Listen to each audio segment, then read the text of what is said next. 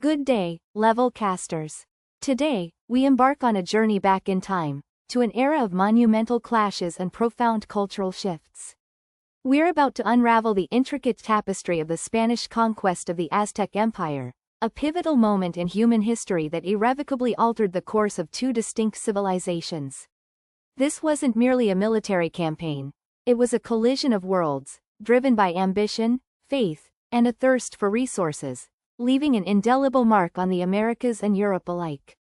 Understanding this event requires us to delve beyond simple narratives of good versus evil, and instead, appreciate the complex interplay of human motivations, technological disparities, and opportunistic alliances that ultimately led to the downfall of one of the most sophisticated indigenous societies in the New World. Our exploration will illuminate the strategic brilliance, the tragic miscalculations, and the sheer audacity that characterized this astonishing chapter. Prepare yourselves to navigate the treacherous political landscapes, the awe-inspiring urban centers, and the brutal realities of conquest, all through the lens of upper intermediate English, enriching both your historical knowledge and your linguistic prowess. We'll examine the key players, the underlying tensions, and the immediate and long-term repercussions that continue to resonate in contemporary discussions about colonialism and cultural heritage. This narrative, replete with dramatic turns and profound consequences, offers a rich context for expanding your vocabulary and refining your comprehension skills, as we dissect the forces that shaped an entire continent. Our story begins in 1519, when Hernán Cortés, a Spanish conquistador driven by an unyielding desire for glory and gold, landed on the coast of what is now Mexico. His arrival was not an isolated incident but part of a larger Spanish expansion following Columbus's voyages, fueled by the Reconquista's militant spirit and the allure of untold riches. Cortés, defying direct orders from the governor of Cuba, set out with a small contingent of around 500 soldiers, a handful of horses, and a few cannons, a seemingly insignificant force against an empire of millions.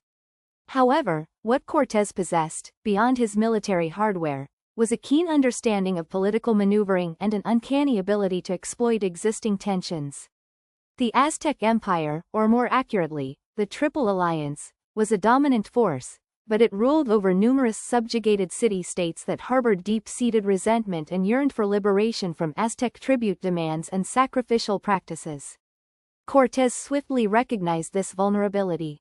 He strategically forged alliances with these disaffected groups, most notably the Tlaxcalans, who became indispensable allies, providing thousands of warriors and crucial intelligence. This diplomatic acumen, combined with the psychological impact of Spanish weaponry, armor, and horses, creatures utterly alien to the indigenous people, created an initial advantage. The Aztecs, under their emperor Moctezuma II, initially believed Cortés to be Quetzalcoatl, a returning deity, or at least a powerful emissary, leading to a hesitant and somewhat accommodating reception.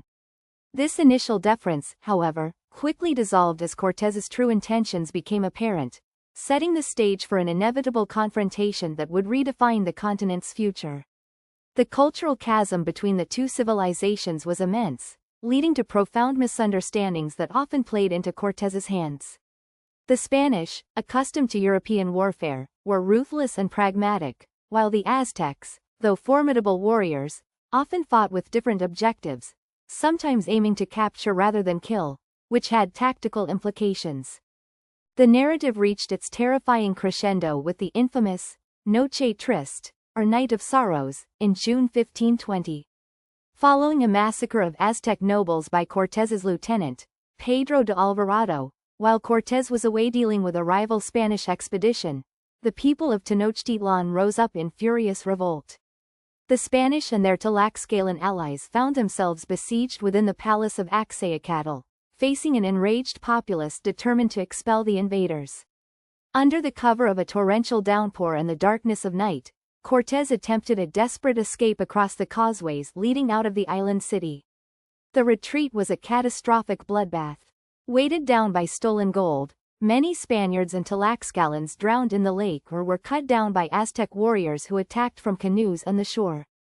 It was a crushing defeat for Cortés, who reportedly wept under a tree at the sheer scale of his losses. This moment, however, was not the end but a turning point. Despite the immense casualties and the profound psychological blow, Cortés, demonstrating remarkable resilience and strategic genius, regrouped. He retreated to Tlaxcala, where his allies, despite the recent disaster, remained steadfast. There, he meticulously planned his next move, understanding that to truly conquer Tenochtitlan, he needed to neutralize its strategic advantage as an island city. He ordered the construction of 13 brigantines, small warships, which were built in sections in Tlaxcala and then laboriously carried overland to Lake Texcoco, where they were reassembled. This audacious feat of engineering and logistics, combined with the devastating impact of a smallpox epidemic that swept through Tenochtitlan, decimating its population and leadership, created the conditions for the final, brutal siege. The disease, unknowingly brought by the Europeans, was a far more potent weapon than any cannon, weakening the empire from within and robbing it of its capacity to resist effectively. The final siege of Tenochtitlan commenced in May 1521. Cortés, with his newly constructed brigantines dominating the lake and his Tlaxcalan allies swelling his ranks to tens of thousands, systematically cut off the city's food and water supplies. The fighting was ferocious and prolonged, lasting for 93 days.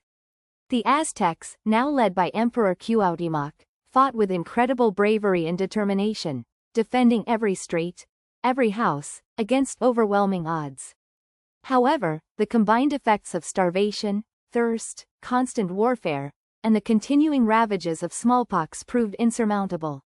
The brigantines, armed with cannons, proved devastatingly effective, clearing the causeways and providing vital fire support, while the Spanish and their indigenous allies slowly but inexorably advanced through the city, reducing it to rubble. On August 13, 1521, Cuauhtémoc was captured while attempting to escape, effectively signaling the end of organized Aztec resistance. Tenochtitlan, once the glittering jewel of Mesoamerica, a city of unparalleled beauty and sophistication, lay in ruins, its magnificent temples desecrated, its population decimated. The fall of the Aztec Empire marked a cataclysmic end to an era for indigenous civilizations in the Americas and the violent birth of a new colonial order. The conquest had profound and lasting consequences: the introduction of European diseases, technologies, and religious beliefs, the exploitation of vast new resources for Spain, and the systematic subjugation of indigenous peoples. It laid the foundation for colonial New Spain and ultimately shaped the modern nations of Latin America, leaving a complex legacy of cultural fusion and historical trauma. The event stands as a stark reminder of the power dynamics inherent in encounters between vastly different societies and the enduring impact of a single, decisive historical turning point. That was an incredibly detailed account of the conquest. Yes, it truly highlights the complexity of the event. I was particularly struck by Cortés's strategic alliances. Exploiting internal divisions was a key factor, wasn't it? Absolutely. The Tlaxcalans were crucial. And the impact of European diseases like smallpox was devastating. It was an invisible yet powerful weapon. The Noche Triste sounds like a terrifying ordeal for the Spanish. A major setback, but they recovered remarkably. Building those brigantines was an incredible logistical feat. It completely changed the dynamics of the siege. Moctezuma's initial reception of Cortés was a crucial misstep. Cultural misunderstandings played a significant role. The sheer scale of the Aztec Empire is hard to imagine. A truly advanced civilization for its time. The fall of Tenochtitlan marked a profound turning point. It reshaped the entire continent's destiny. Such a rich and tragic piece of history. Indeed, it's essential to understand its lasting impact. This was a fantastic lesson. I learned so much. I agree. Keep learning, level casters, and delve deeper into history.